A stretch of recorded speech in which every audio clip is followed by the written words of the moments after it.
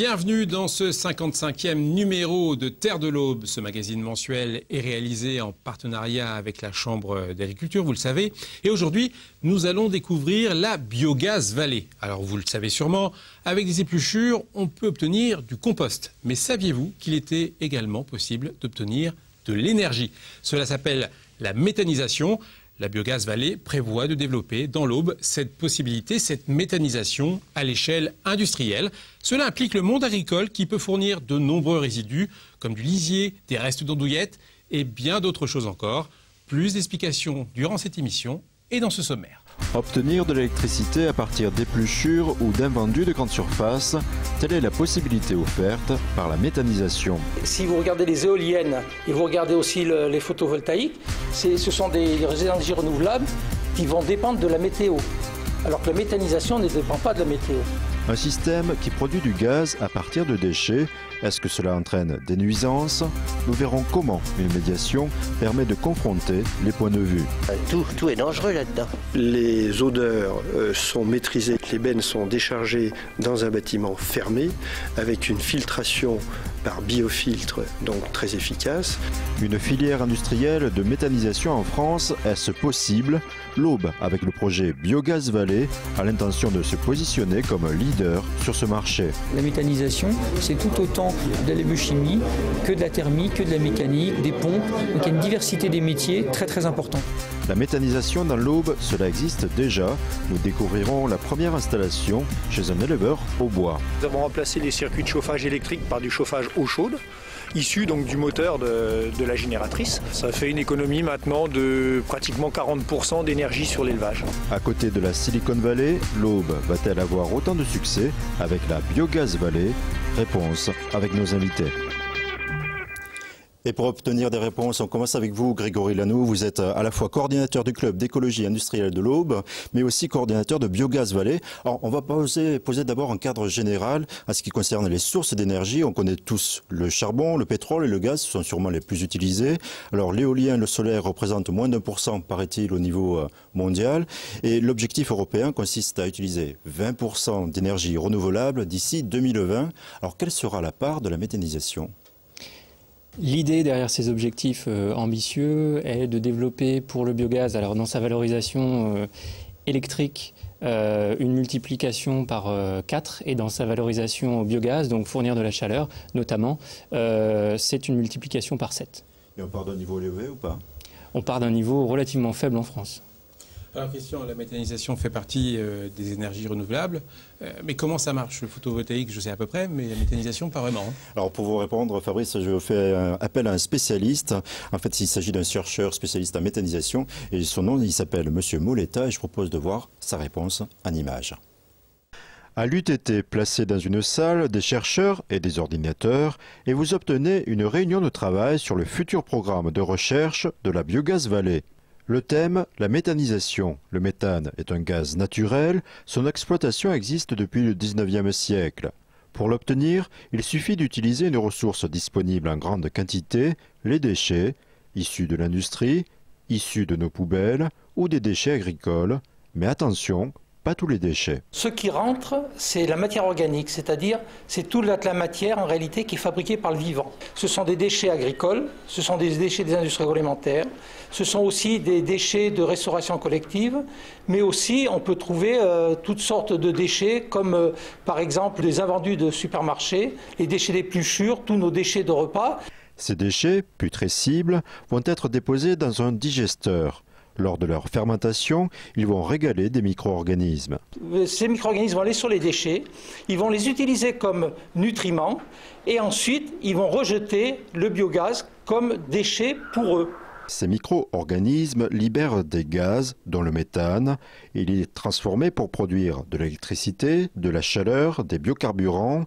Ils peuvent aussi être injectés dans le réseau de gaz naturel. Si vous regardez les éoliennes et vous regardez aussi les photovoltaïques, ce sont des énergies renouvelables qui vont dépendre de la météo, alors que la méthanisation ne dépend pas de la météo. C'est une énergie renouvelable qui est très complémentaire des autres.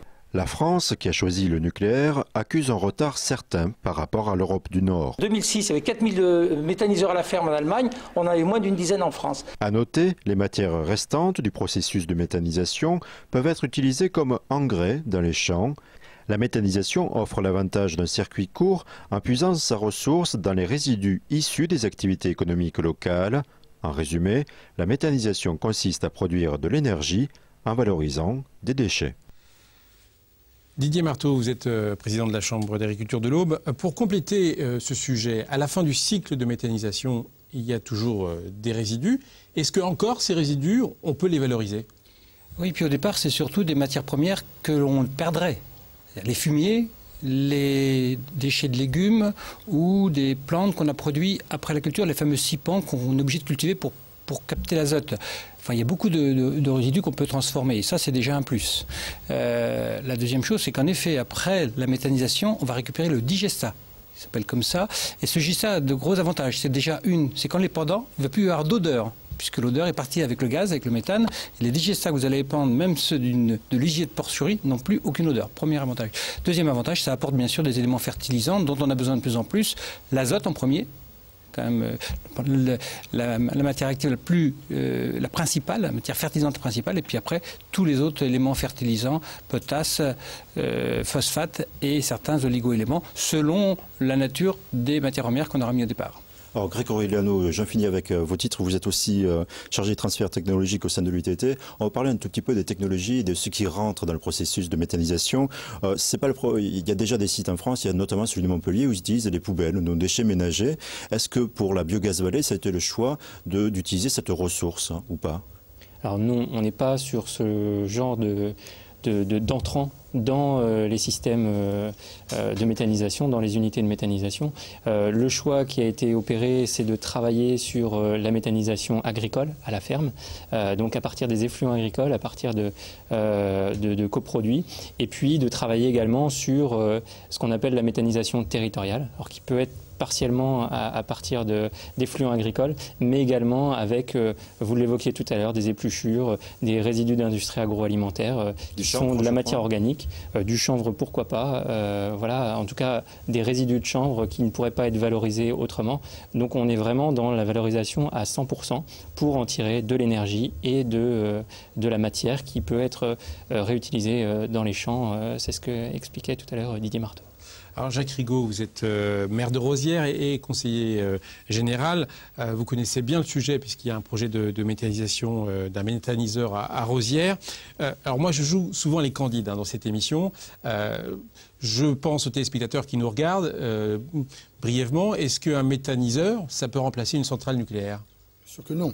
On n'est pas du tout déjà dans la même configuration, on n'est pas du tout dans la même puissance, on n'est pas du tout avec les mêmes ressources ni avec les mêmes sorties. On n'est pas du tout dans ce cas de figure. Ce qui a été fait, ou plutôt le projet tel qu'il est fait à Rosières, non pas par la commune de Rosières, puisque là ce serait la SAM Énergie qui mettrait en place, c'est simplement essayer de valoriser, comme le disait tout à l'heure Grégory, mais aussi Didier, c'est de valoriser des produits provenant de l'agriculture ou des résidus provenant de l'agriculture, voire de grandes surfaces, comme vous l'avez dit tout à l'heure, pour sortir un produit noble. Un produit noble et qui aujourd'hui, avec tout ce qui fonctionne en Europe, que ce soit en Suisse, en Autriche, en Allemagne, mais dans tous les pays du Benelux et du nord de l'Europe, en tout, je crois que ça doit faire 7000 usines de méthanisation. C'est un produit qui aujourd'hui est très sûr et en tous les cas qui donne des résultats très intéressants.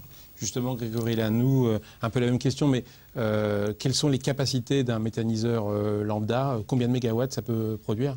Alors, on est dans des ordres de grandeur qui sont effectivement sans commune mesure avec ce qui peut être produit par une centrale. On est sur quelques mégawatts pour les plus grosses unités, 3, 4. C'est complètement différent de ce qui peut sortir d'une centrale nucléaire. C'est l'énergie d'un quartier, c'est un peu... Pour vous dire, aujourd'hui, avec les unités de méthanisation, je crois qu'en termes d'électricité, on fournit à peu près 200 000 foyers, 200 000 habitants. Donc c'est quand même relativement faible quand vous voyez que les centrales qui fournissent la grande majorité de l'électricité en France fournissent l'ensemble quasi-totalité des foyers. Mais c'est le début de quelque chose, en tout cas. C'est le début de quelque chose. Christian, bon, j'ai bien compris comment ça fonctionnait, la méthanisation, mais est-ce qu'il existe un site dans l'Aube, un site prototype? Oui. Pas comme prototype, ça marche déjà dans l'Aube. Et c'est à Dampierre. En fait, c'est un éleveur de porc qui a eu l'idée d'utiliser tout simplement le lisier pour produire à la fois de la chaleur et de l'électricité. J'en dis pas plus, place au reportage à Dampierre. Dans le cochon, tout est bon. Cet adage, Bernard Bouillard l'applique à la lettre. Ce producteur de 10 000 porcs charcutiers récupère les 10 000 tonnes annuelles de lisier pour produire de l'énergie. L'idée est venue de dire on pourrait valoriser nos lisiers de différentes manières plutôt que de les épandre simplement dans les champs. C'est de produire de l'énergie en les faisant fermenter. C'est aussi donc de les rendre plus acceptables comme engrais organique par les riverains, puisque en les faisant fermenter dans le digesteur, on enlève toutes les odeurs de ces lisiers. Et donc c'est la combinaison de ces idées-là nous a fait réfléchir à cette installation de méthanisation. Des avantages économiques, sociaux et écologiques. Le lisier est récupéré dans cette fosse. Trop liquide, il est mélangé à des résidus solides comme des racines d'endives, de la paille et des poussières de céréales. Le tout est ensuite brassé dans un digesteur. Le fonctionnement est géré par un automate et donc on programme les séquences d'incorporation et c'est une fermentation en continu. Donc par le gros tube que l'on voit derrière, les effluents, le lisier digéré est évacué directement dans la lagune de stockage et tout cela est automatique. Le gaz récupéré permet de chauffer l'exploitation et vendre 1 200 000 kW d'électricité en 2011. Nous avons remplacé les circuits de chauffage électrique par du chauffage eau chaude, issu donc du moteur de la génératrice. Et ce chauffage eau chaude donc, nous permet de chauffer les maternités et les postes-sevrage. Ça fait une économie maintenant de pratiquement 40% d'énergie sur l'élevage. L'investissement est pratiquement de 700 000 € et l'amortissement, on compte autour de 6 à 7 ans. Bernard Bouillard est un pionnier. En 2006, quand il a commencé ce projet, il existait moins d'une dizaine de sites en France. La Chambre d'agriculture l'a accompagné dans cette initiative personnelle. Donc en fait, on a fait intervenir un installateur de méthaniseurs, un bureau d'études, qui leur a présenté tout le système. Et c'est grâce à cette personne qu'ils ont pu développer une unité de méthanisation. Aujourd'hui, la mission bioénergie de la Chambre d'agriculture a élargi son champ d'action. Dès l'initiation d'un projet, on va proposer une petite première approche technico-économique qui va permettre de voir la faisabilité du projet, voir s'il y a des manques en termes de gisement ou est-ce qu'il faut trouver des nouvelles sources d'utilisation de la chaleur, etc. Et on les accompagne également sur tout ce qui est demande de subventions, montage de projets, recherche de bureaux d'études. Donc tout ça, c'est un accompagnement qu'on propose à la Chambre. Le potentiel du département de l'Aube est important. Le canton de Nogent essentiellement pour les déchets de l'agro-industrie, le canton d'Arcy pour les déchets de l'agro-industrie et des élevages porcins, le canton de Brienne pour les élevages bovins et l'agro-industrie, et enfin le canton de Chaours essentiellement les élevages bovins. À l'heure actuelle, ça donne envie à d'autres puisque on a réalisé il y a 15 jours une formation méthanisation justement en allant visiter l'unité de Dampierre. Les exploitants ont vraiment montré leur envie de développer de tels projets sur leur exploitation. Actuellement, 9 projets agricoles et 3 projets territoriaux sont à l'étude. Didier Marteau, à la fin de ce reportage, on sent beaucoup d'enthousiasme. Pourquoi la méthanisation peut-elle être si intéressante pour les agriculteurs ? Parce que derrière un produit que l'on ne valorise pas, on va récupérer à la fois la chaleur, parce que lorsqu'on produit du gaz, ce gaz on le transforme en électricité par un moteur qui tourne au gaz, et la chaleur va être récupérée d'un côté et l'électricité vendue de l'autre. Et même éventuellement, les gaz peuvent être utilisés aussi pour les serres, lorsqu'on a des serres, pour le gaz carbonique qui est transformé par les plantes. Donc de quelque chose qui était inutile, on en fait quelque chose d'utile. Tout à fait, en gardant les mêmes valeurs derrière, c'est-à-dire que le fumier est transformé en digesta, mais il y a les mêmes valeurs agronomiques pour le sol. Et comment peut-on expliquer que la France et l'Aube soient si en retard par rapport à nos voisins allemands ? Tout pour un intérêt économique, purement et simplement. Sur le photovoltaïque, il y avait vraiment eu un gros coup de pouce pour valoriser et acheter l'électricité à un prix qui était assez intéressant. Il y a eu beaucoup de projets de photovoltaïque. Pour le méthane, on était à moitié des Allemands, même un peu moins de moitié, un tiers. Le prix a été doublé avec des conditions. Utiliser les lisiers à hauteur de 40 ou 60%, il y a un proportion, et utiliser la chaleur. Et si on arrive à cumuler les deux, on arrive à un prix de 20 centimes euros le kilowatt, et là, ça devient, on va dire, rentable. Bon, Fabrice, autre sujet à présent, est-ce que vous connaissez le but de la biogaz vallée? Alors je connais le nom, mais j'ai besoin d'affiner mes connaissances quand même. Alors les déchets, cela peut paraître peu ragoûtant, mais pour certains, cela les intéresse, surtout les acteurs économiques, ça les intéresse beaucoup. Et donc la biogaz vallée, dans l'Aube, eh bien, va fédérer tous les acteurs qui considèrent qu'il s'agit d'une ressource d'énergie encore sous-exploitée en quelque sorte, et donc source de nouveaux marchés non délocalisables en plus. Je propose de voir toutes ces explications grâce à ce reportage. Biogaz Vallée est une association dotée d'un budget annuel de 200 à 300 000 euros. Son objectif consiste à créer une filière industrielle dans le domaine de la méthanisation. C'est une filière qui a la chance d'avoir à la fois un contenu local fort et surtout une diversité des métiers. La méthanisation, c'est tout autant de la biochimie que de la thermique, que de la mécanique, des pompes. Donc il y a une diversité des métiers très très importante. Je vous rappelle par exemple que sur le même modèle que Plug and Start, il y a 20% des entreprises qui finissent par s'établir dans l'Aube. De la même manière, dans la méthanisation, si sur 100 entreprises, et 20 finissent dans l'Aube, l'impact sera important. Puisque notre but, c'est quand même que les sociétés se rencontrent, fassent des affaires et développent leur courant d'affaires à destination de la méthanisation en France. Biogaz Vallée est né grâce au rapprochement de 3 acteurs, un chercheur spécialiste en méthanisation, la holding verte, investisseur dans les technologies de protection de l'environnement, et le Conseil général de l'Aube, qui pressent les possibilités de développement économique pour les départements. Et que le choix qui a été fait dans le département de l'Aube, c'est de faire de la méthanisation qu'à base de coproduits ou de sous-produits agricoles, et pas du tout, comme dans certains secteurs, d'ordures ménagères ou de déchets qui posent problème à un moment ou à un autre. Ce qu'on sait, c'est que dans le département de l'Aube, on a plusieurs capacités de production.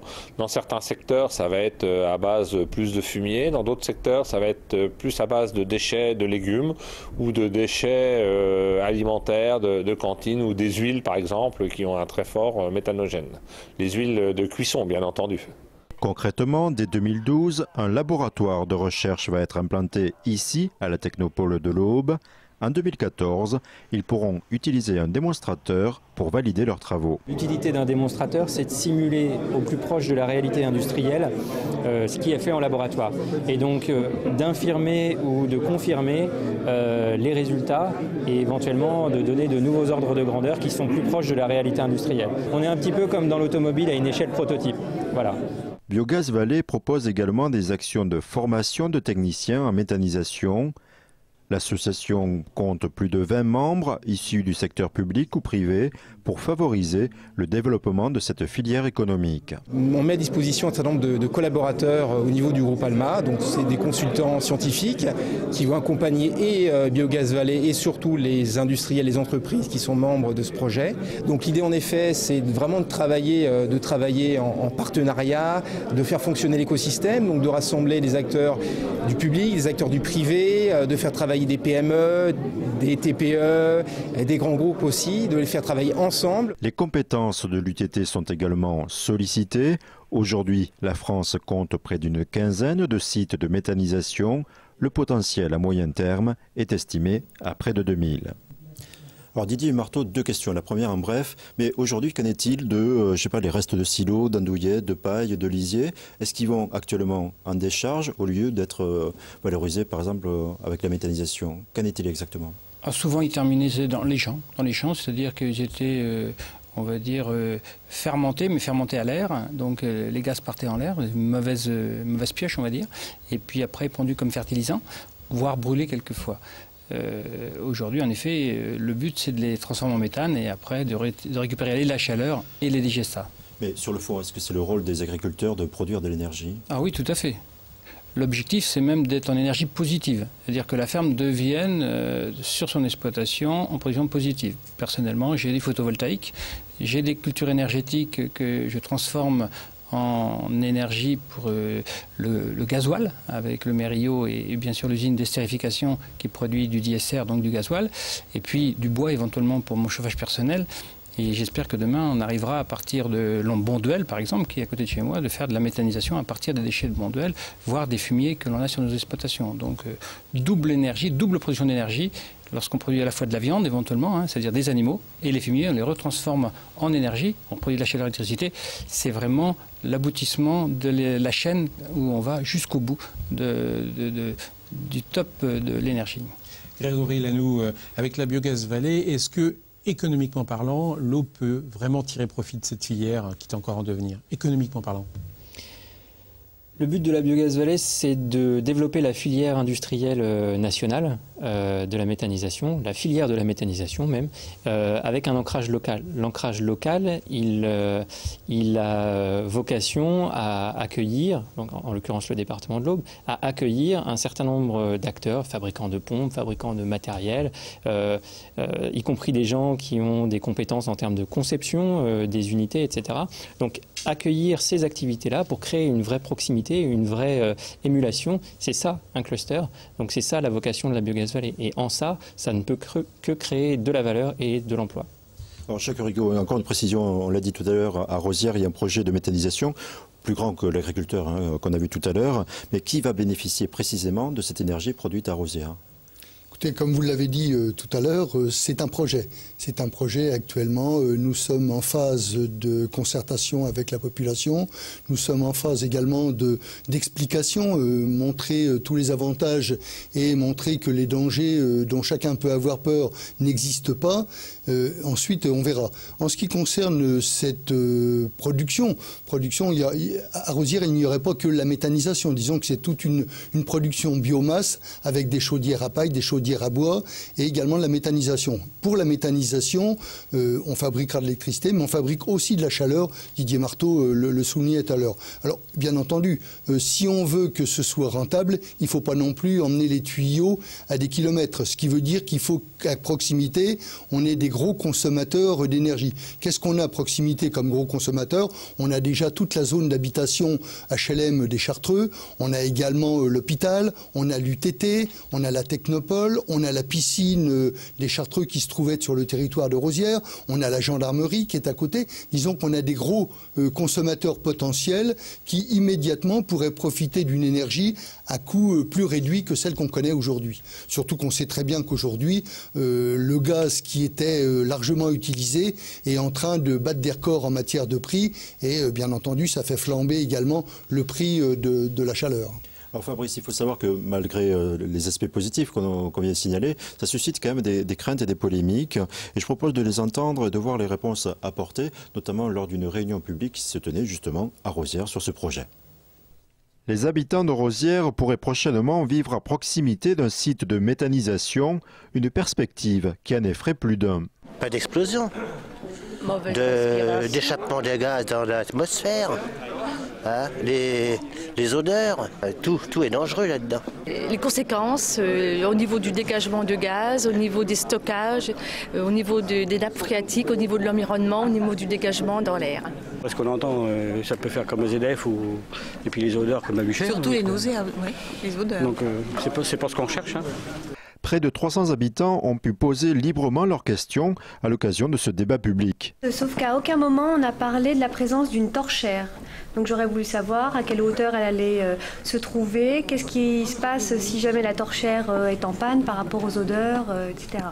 Pour s'informer et se forger un point de vue, les porteurs de projets sont présents dans la salle. Les craintes sont légitimes et connues. Les odeurs sont maîtrisées à la fois dans le transport. Les bennes sont déchargées dans un bâtiment fermé avec une filtration par biofiltre, donc très efficace.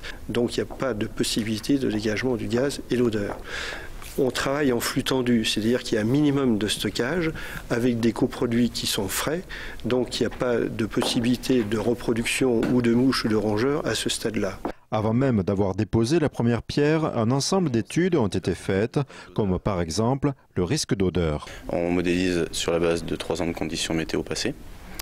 On intègre la topographie locale, puisqu'elle va effectivement influencer sur la dispersion. On intègre directement en plus les obstacles, qui peuvent également générer des zones de recirculation, des choses comme ça. Le résultat de mon étude d'impact, il s'avère que les résidus odeur sont quasiment négligeables. C'est-à-dire qu'en plus de respecter la réglementation, on est bien en deçà des normes finalement qui sont imposées.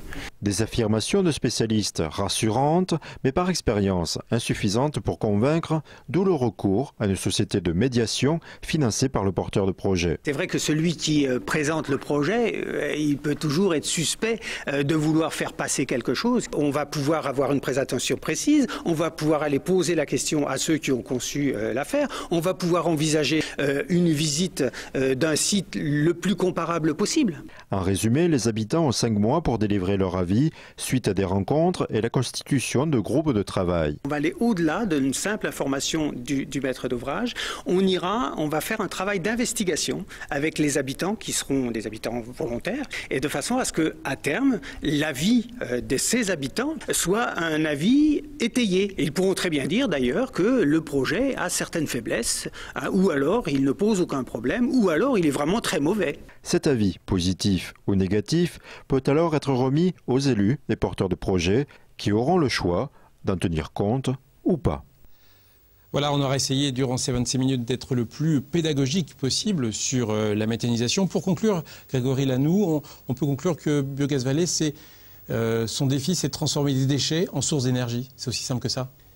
C'est au-delà du défi de Biogaz Vallée, c'est le défi de la société. On a des ressources en quantité limitée. Entendre certaines ressources comme des déchets, c'est dommage. C'est plus que le défi de la Biogaz Vallée. Eh bien, nous serons donc, durant les prochaines années, toujours à vos côtés pour voir le développement de cette riche idée. Je vous souhaite vraiment une bonne soirée sur Canal 32 et on se retrouve le mois prochain pour un prochain Terre de l'Aube.